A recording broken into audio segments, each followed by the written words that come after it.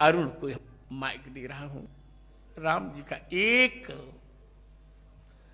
जो सीरियल में प्रसारित हुआ था वह कोई एक परिसंवाद, मैं डायलॉग्स नहीं कहूंगा, परिसंवाद सुनाने के लिए आप लोग बैठ जाइए। फिर मैं उपसंहार करूंगा, फिर तब आरती होगी। परम पूज्य महाराज जी के चरणों में कोटि कोटि वंदन। आप सभी बहनों भाइयों, आप सबके चरणों में नमन। आज मेरी बरसों की इच्छा पूरी हुई है, महाराज जी के दर्शन करके, उनका आशीर्वाद प्राप्त करके। जिस स्नेह के साथ उन्होंने मुझे अपने गले लगाया और उसमें जो भाव था, जो मुझे महसूस हुआ, वो या तो मां लगाती थी या महाराज जी ने लगाया है।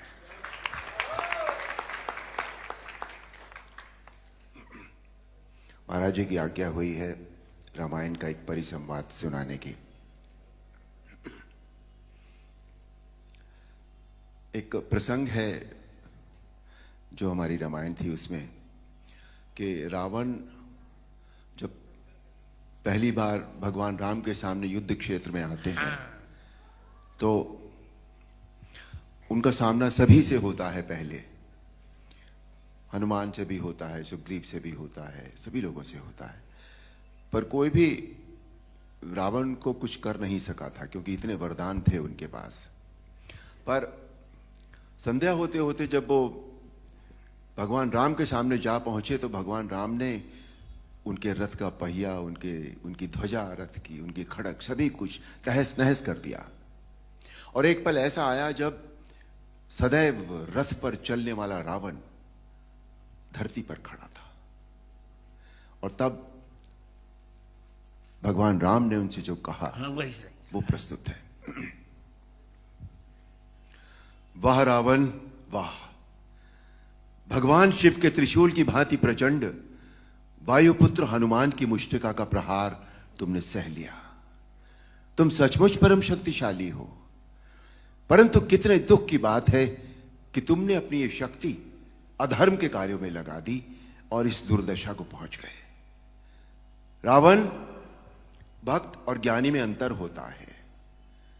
भक्त चाहे मूर्ख हो परंतु हृदय का सच्चा और मन का सरल होता है, परंतु ज्ञानी तुम जैसा दुष्ट भी हो सकता है, जिसे स्वर्ण अलंका के राज सिंहासन पर बैठकर भी जीवन की अपूर्णता का कांटा चुभ रहा है। तुम्हारे जीवन में इस समय अशांति, चिंता और तड़प के अतिरिक्त और कुछ भी नहीं है। तुम्हारे जैसे हर दुराचारी को एक समय इस बात का आभास हो जाता है कि उसका अंत समय निकट आ गया है, और तब वो एक घायल सांप की भांति अपनी सुरक्षा की बिल ढूंढता फिरता है, लेकिन उसे कहीं सुरक्षा नहीं मिलती। वही अवस्था इस समय तुम्हारी है। तुम्हारे पाप कर्मों के विष के प्रभाव ने तुम्हारे मन की शांति को जला दिया है, और तुम उस पाप के विषैले कांटे की चुभन को छुपाने के लिए ऊंची ऊंची आवाज में बड़ी बड़ी डींगे मार रहे हो, जिन्हें तुम्हारा अपना मन भी सच नहीं मानता। रावण, इसी का नाम है दुर्दशा। रावण, युद्ध जीतने के लिए धर्म और आध्यात्मिक शक्ति की आवश्यकता होती है। पाश्विक बल और अस्त्र शस्त्रों की गिनती से युद्ध नहीं जीते जाते। तुमने एक समय लक्ष्मण से कहा था कि तुम्हारे यहां कोई नीति, न धर्म की नीति होती है न युद्ध की नीति होती है, परंतु हमारे यहां युद्ध का भी एक धर्म होता है। हम निहत्थे शस्त्रहीन शत्रु पर कभी वार नहीं करते। यह है रघुवंशों की वीरता। तुम इस समय अपमानित अवस्था में, शस्त्रहीन अवस्था में केवल शत्रु की दया के कारण जीवित हो, इसी का नाम है दुर्दशा। अब जाओ, कल फिर शस्त्र लेकर आना। और अगले दिन हम सब जानते हैं, आप सब जानते हैं, अन्याय पर न्याय की जीत हुई, अधर्म पर धर्म की जीत हुई, अनीति पर नीति की जीत हुई और असत्य पर सत्य की जीत हुई। बोल सियापति रामचंद्र की जय। अरुण, महाराज जी, आज मैं तुम्हें क्या दूं? महाराज जी, आपने इतना ही दूंगा।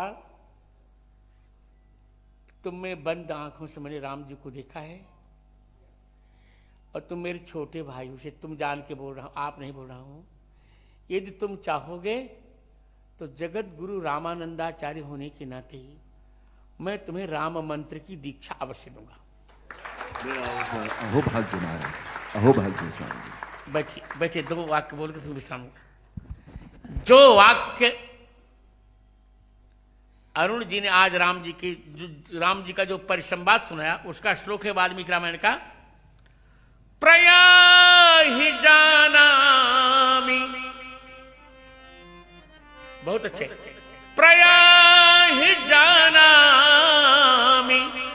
रणार्दितस्तम्।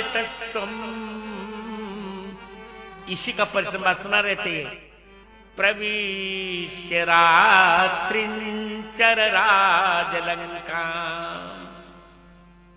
आश्वस्य निर्याहि रथी च धन्वी तदा बलम प्रेक्षसि मे रथस्थ। और अब यही बात, प्रयाहि, रावण लौट जाओ, जाना में रणार्दितस्तुम, मैं जानता हूं तुम युद्ध में थक गए हो, जाओ प्रविश्य, हे रात्रिंचर राक्षस राज, लंका में प्रवेश करके आश्वस्त, थोड़ा विश्राम करके, रथ लेकर धनुष लेकर फिर युद्ध में आओ, और फिर मेरा बल रणांगण में देख लेना। मुझे यह कहने में बहुत हर्ष हो रहा है कि यह परिसंवाद मैंने ही रामानंद सागर को लिखवाया था।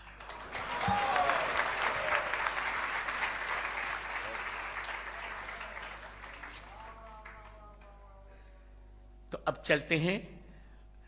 मैं अपेक्षा करूंगा इस आयोजन के संयोजक मेरे पुत्र कल्प कृष्णचंद्र ठाकुर भी अरुण जी को मंगलाशासन देंगे। 2 वाक्य